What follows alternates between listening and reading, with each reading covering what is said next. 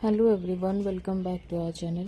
तो आज मैं शेयर करने वाली हूँ मई में लगाई जाने वाली सब्जियों की लिस्ट और हमने क्या क्या लगाया है अपने गार्डन में, इसकी भी आपको डिटेल जानकारी मिलने वाली है। तो सबसे पहले हमने ये लोबिया का सीड लगाया था लगभग 20 डेज़ पहले। अब ये इतने बड़े बड़े हो गए हैं, इसे हमने सपोर्ट दिया है ताकि ये ऊपर चल के, चूँकि ये वाइन वैरायटी के पौधे होते हैं, प्लांट होते हैं, तो इन्हें हमें सपोर्ट देना पड़ता है, वरना इसके जो स्टेम होते हैं, इनकी वाइन होती है, यहीं से ख़त्म होना शुरू हो जाती है। तो इस टाइम पे आप लोबिया लगा सकते हैं। टमाटर के सीड तो हमने बहुत पहले लगाए थे, फरवरी महीने में, तो ये अभी तक चल रहे हैं। नेक्स्ट प्लांट ब्रिंजल का है। बैगन की आप बहुत सारी वैरायटी लगा सकते हैं, गोल, लंबे, बैगनी कलर और वाइट कलर में भी बहुत सारे इसकी वैरायटी आते हैं, इसे भी आप ऐड कर सकते हैं।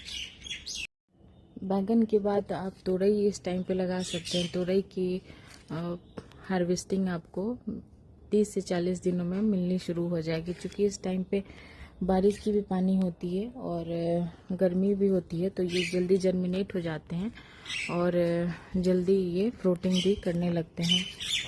प्लांट लगाने के साथ साथ हमें इनकी बेलों को टाइम टू टाइम इसे हमें अरेंज करना होता है।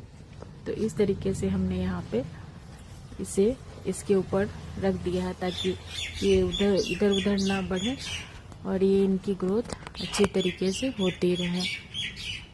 इसे सपोर्ट देने के लिए हमने आयरन का ये बनवाया हुआ है छड़ से, और बीच बीच में हमने इस तरीके से प्लास्टिक की जो आती है उससे हमने अच्छे से कवर कर दिया है की। और तोरई भी इस टाइम पे आप लगा सकते हैं। नेक्स्ट हमारी सब्जी है करेले की।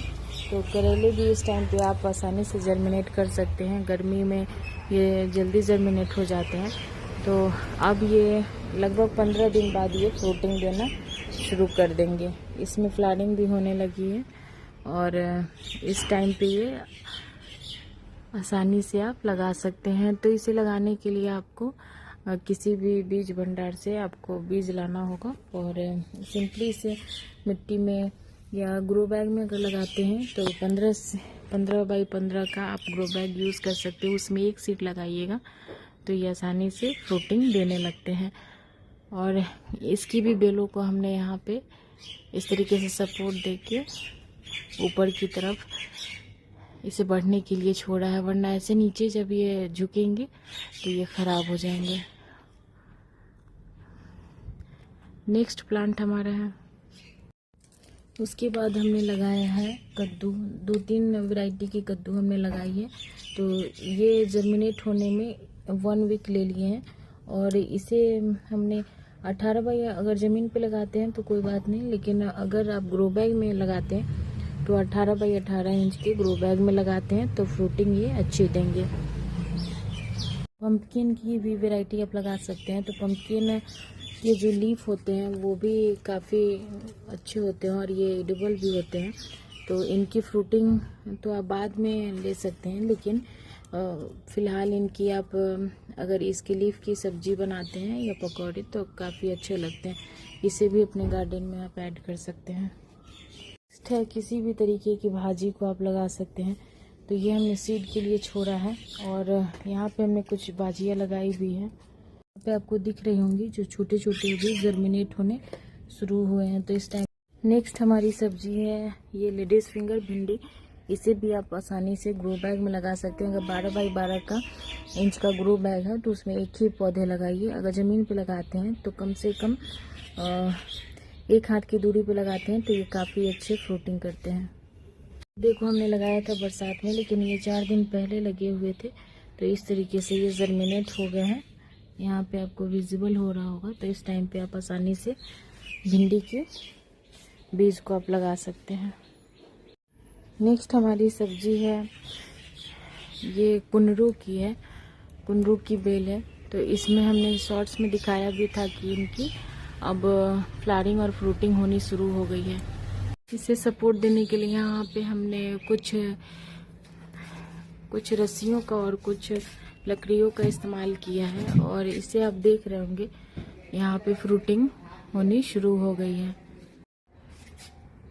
फ्रूटिंग प्लांट या वेजिटेबल प्लांट आप जब भी लगाते हैं तो उसके आसपास फूलों वाले पौधे जरूर लगाइए। तो इससे क्या होगा कि आपको अपने हाथ से इसे पॉलिनेट करने की ज़रूरत नहीं पड़ेगी। बटरफ्लाइज वगैरह आते हैं तो इनकी पॉलिनेशन की जो प्रक्रिया होती है वो आसानी से हो जाती है। और इस तरीके से जो इसकी वाइन जो इधर उधर जाती है इसे भी टाइम टू टाइम संभालना पड़ता है। तो आप ये सारी सब्जियां लगा सकते हैं। नेक्स्ट वीडियो में शेयर करने वाले हैं कि टेरेस पे हमने कौन कौन से सब्जियां लगा रखी है। और ये है जेड का प्लांट, बोनसाई के लिए हमने इसे यूज़ किया हुआ है। ये जितने भी जेड हैं सारे कटिंग से लगे हुए हैं और ये काफ़ी आसानी से लग जाते हैं। इन्हें आप छोटे से छोटे गमलों में लगा सकते हैं और इन्हें घना बनाने के लिए इस तरीके से इनकी पिंचिंग करनी पड़ती है। तो ये थी हमारी आज की जो सब्जियां हमने लगाई हुई है उसकी अपडेट। तो आगे आप देखिए यहाँ पे बटरफ्लाई, ये टाइम टू टाइम सारे टाइम ये गार्डन में बने रहते हैं।